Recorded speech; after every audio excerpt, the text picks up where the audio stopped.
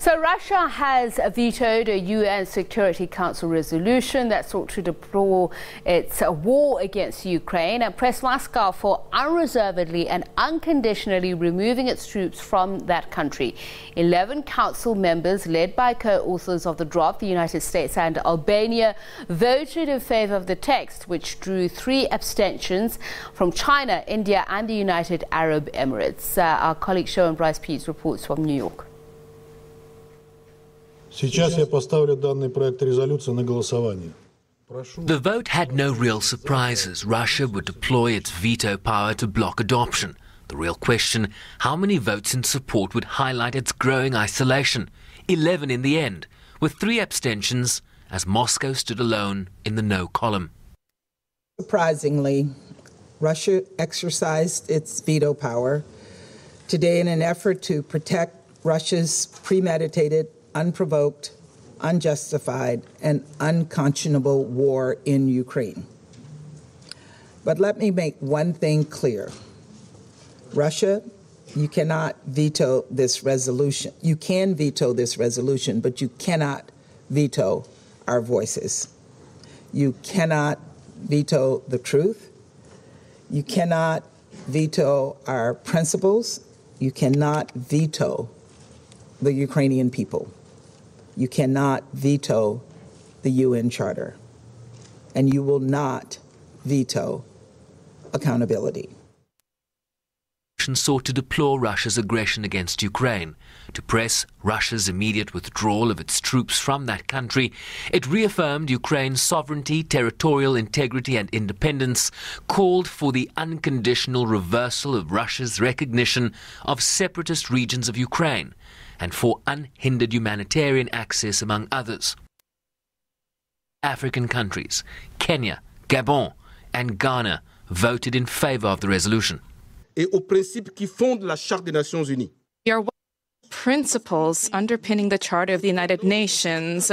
We champion an international order that is fairer, a rules-based order. For this reason, today we condemn the war against a member of the United Nations. My country joins its voice to all of those who today will condemn war, with the ardent hope that we will reaffirm the principles of the United Nations. China's envoy abstained, arguing that while the sovereignty of all states should be respected, he also sought to address Russia's security concerns. Against the backdrop of 5 successive rounds of NATO expansion, Russia's legitimate security aspirations should be given attention and addressed properly. Ukraine should become a bridge between the East and the West, not an outpost for confrontation between major powers. Russia's ambassador offered a fierce defense of his country's veto. I will not respond to those who just accuse the Russian Federation of abusing the veto right. Well, the main reason for our negative vote is not the fact that what is included in the draft, but what is left out.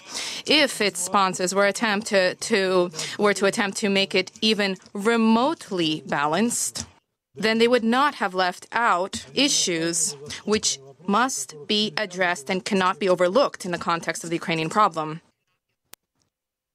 The Ukrainian ambassador called for a moment of silence for the lives lost in the war to date and those who would be lost in the future.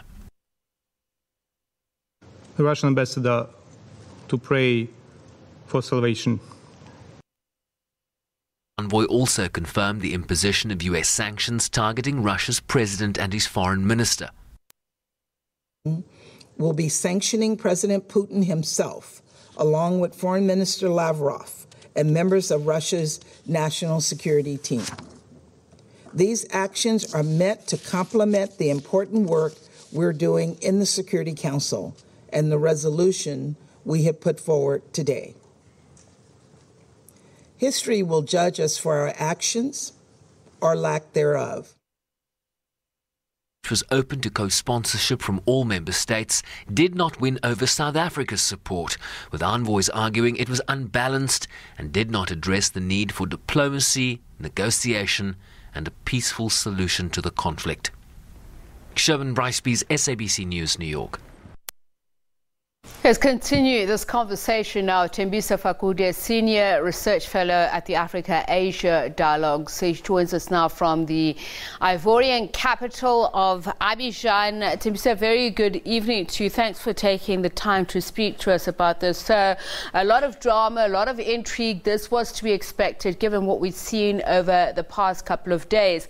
This Security Council vote, we always knew that it would come down to the wire of the wording. But the wording in itself from the various country delegates was interesting. Kiev's permanent representative telling the council president that your words have less value than a hole in a New York pretzel. Very colorful language, but to be expected. In your view, why though? Well, it was a useless exercise because Russia has got veto powers.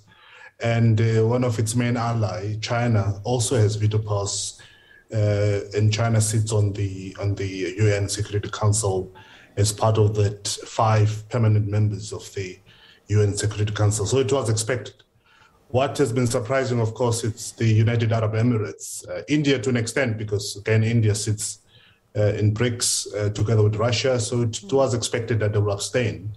And China has always been abstaining. China is not known for taking a position. Since the voting started at the United Nations, both at the UN General Assembly and the UN Security Council, China has always preferred to abstain. So this was expected. It was a useless exercise because Russia has got that veto rights. And many people are not surprised that we had the outcome that we had yesterday. And we'll look at multilateral relations and how they will shift or do shift, because I say this against a backdrop of what some have called the new political world order, precisely because of an inability or a reluctance to be balanced about what we're seeing here, that there's a lot of anti-Russia sentiment, that the Northern Hemisphere is typically bulldozing those that it believes it ought to dominate, that it's not pointing a finger at itself for its own actions. But more importantly, Ukraine's representative said Russia's presidency violates Rule 20 of the Council's Provisional Rules of Procedure.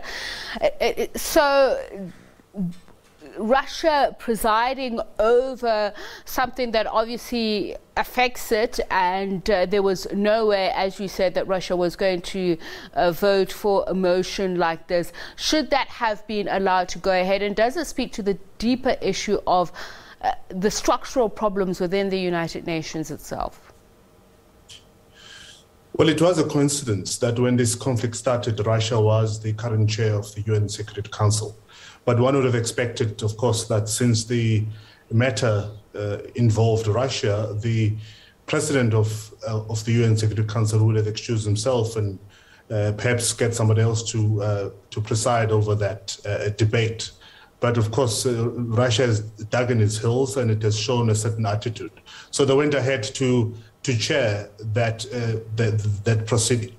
And I guess the ambassador of Ukraine was raising it based on that you can't be having a country who is a matter of debate at the UN Security Council also chairing the proceedings. But unfortunately, Russia was legitimately the current presidents, they occupy the current presidency of the UN Security Council, so they had to chair that session. As I said, they would have, if they were much more, fair and just, they would have excused themselves, but they insisted on chairing. So they were the player and the referee at the same time yesterday. But the bigger picture, that of the structure of multilateral institutions such as the United Nations, including the existence with its current mandate of NATO, there are those who say from 1992 already, NATO's mandate ought to have changed, that as much as it says that it's a defensive organization, it has not behaved like that. Is it why you have seen not only the abstentions but those who have disagreed? And we'll come down to the wording of the draft in just a moment. China, for instance, saying they abstain because the Council's response should be taken with great caution. The actions must be to diffuse and not fuel the fire. And by fueling, we're talking about the divisions between the East and West, and how Russia has said it has been continually ignored in its alarm at the breaching of its national security. Well, the setup of the current multilateral system in the world, of course, is very confusing. But I don't think, notwithstanding that it was expected that NATO was expected or supposed to have kind of ceased to be after the end of the Cold War, 91, 92, it continued because Russia continued to pose a threat at the NATO members or smaller European countries. So the NATO wanted to continue with that block of defense against Russia. But I think what triggered this current conflict is that Ukraine was also indicating that they wanted to join NATO, and Russia resisted that. So we need to relook at these multilateral systems, which I think moving forward are not necessarily going to change, particularly after this event that we've seen happening over the past couple of hours when Russia invaded Ukraine. What I think is important is the reconstitution of the UN Security Council. This whole arrangement of having permanent members, 5 permanent members, and the rest having this rotation and the opportunity to only be members of the UN Security Council a year, it's problematic. We either get rid of the veto rights of the P5, which is the Britain, France, China, United States, and Russia, or we expand the UN Security Council in terms of permanent membership and include other countries. And that's what countries like South Africa were pushing for, that let us reconstitute this and revise the current setup that we have, because you can't continually having only 5 countries in the world who decide who live and who dies, quote unquote. So that requires some sort of reconstitution, and hopefully the debate will go ahead. And I think, given the challenges that we find ourselves, you are likely to have the other 3 at least, excluding China and Russia, entertaining that discussion because they realize that it's important that the current UN Security Council get revamped and either include others or change its mandate in terms of how it operates. A lot of motions, a lot of resolutions fall by the wayside because of the text, as we mentioned in the beginning. You heard from my colleague Sherwin Bryce-Pease earlier on the objection by the Russian Federation's delegate saying that what is important was not necessarily what was in it, but what was left out of the text, that those who seized power in a coup in 2014 have shelled the people of Donetsk and Luhansk, and Ukraine did not implement the Minsk agreement, that as Russia says, neo-Nazis and militias continue to kill civilians. There is an UN report. While it says most of the blame is shouldered by Russian forces or pro-Russian forces, Ukraine itself is also singled out for human rights abuses, including within its own army. Does the UN lack the capacity or the political will to see through some of these decisions, resolutions that it takes? Because part of the text the Council would have urged efforts by the UN Secretary General, member states, the OSCE, and international regional organizations to support de-escalation in current situation. But for that, you can't have a trust deficit. No, that's true, and it's always the case that the communique or the wording of these kind of resolutions are always very ambitious because they're always negotiated. So it was expected that this time around, the United States was going to come up with an extremely ambitious and to an extent offensive kind of statement and pushing Russia to comment. But the whole plan was to put this on the table and let it get discussed, one. Two is it was also to amplify the numbers and expose those within the Security Council who agreed and disagreed with the resolution. The fact that we had 11 members agreeing with it, it's good news for Ukraine, and it was good news for United States, notwithstanding that the resolution was vetoed by Russia. So there is that element often of having this very ambitious, over a detailed resolution whenever it was supposed to be discussed. But Russians will continue, of course, pushing in Ukraine, notwithstanding. The next step, of course, now is to take this resolution to the UN General Assembly, where it's likely to be supported by many. But most of those resolutions at the UN General Assembly are often, not often, but most of them, all of them are actually symbolic. They don't have, they can't be effected, nor do they have a backing of a Security Council. So it's just going to be a symbolic, and it's going to be a resolution that will be archived that such a matter was discussed. But it actually, again, means nothing, except that once again, we're going to have the world demonstrating that they condemn what's currently happening in Ukraine. Okay. And Russia has been resolute in saying that it'll continue its action in order to protect the civilians, the right to exist in an independent state of Lugansk and Donetsk. But if there is going to be some headway made, so let us assume then there is an agreement to hold accountable Russia and, to an extent, if at all, Ukraine going forward on resolution of this.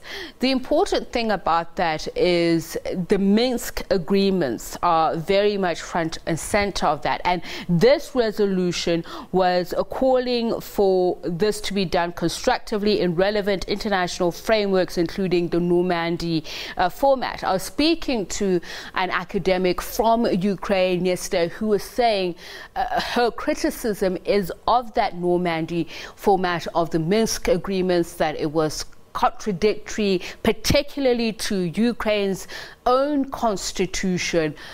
So even if you were to have the symbolic agreement in the UN General Assembly of how things ought to proceed, does it help resolve the tensions, the conflict? No, it doesn't. And I think, for me, the Minsk Agreement 1 and 2 are over after what happened 48 hours ago when Russia decided to go to Ukraine. So most of the efforts that are going to be taken by the UN right now, by the way, they won't mean much. The UN General Assembly's resolution is not binding, so it's just basically a way of getting solidarity with Ukraine, because chances are the large or majority members of the UN General Assembly are going to support that resolution in terms of condemning Russia and calling for Russia to exit from Ukraine. So most of the efforts that are going to be taking place right now are actually going to be futile, at least from the multilateral level. And I don't see a chance of Minsk 1 and 2 being revived or used once again as a framework towards achieving peace and stability in the region, including forcing Russia to leave Ukraine. So what is left now are individual efforts from countries, particularly the NATO members and the United States separately, imposing sanctions and putting pressure on Russia using all forms of sanctions. We heard today that SWIFT, the transactional banking system, is likely to be suspended, and if that does happen, Russia will suffer. The sanctions that have been imposed on Russia at the moment are extremely harsh, and they are likely to impact on the economy of Russia. But all other multilateral approaches in this regard I don't think that will make any difference. Russia is dug in its heels, and they'll continue doing what they're doing in Ukraine, whether the world condemns them or not. And unfortunately, we have no binding resolution that will call upon forces from around the world to go and kick Russia out or augment the military might of Ukraine. So Ukraine is on its own at the moment.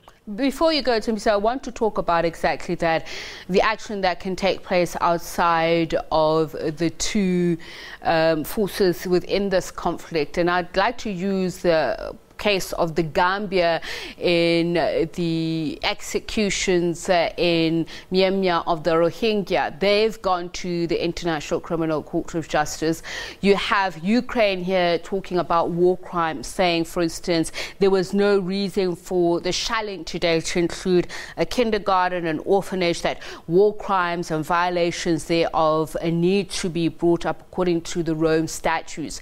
Albania said the importance, the principal importance of the council vote today was that generations to come will say these countries have stood up for the people of Albania, of Ukraine. Do you think anybody will go as far as the Gambia has done in Myanmar? Well, they may go, but you must remember the International Court of Justice, again, it's membership-based. This is why in the past you've had people taking the United States and some insisting that they'll take Britain for those lies they told against the saying that Iraq has got weapons of mass destruction. So it's membership-based.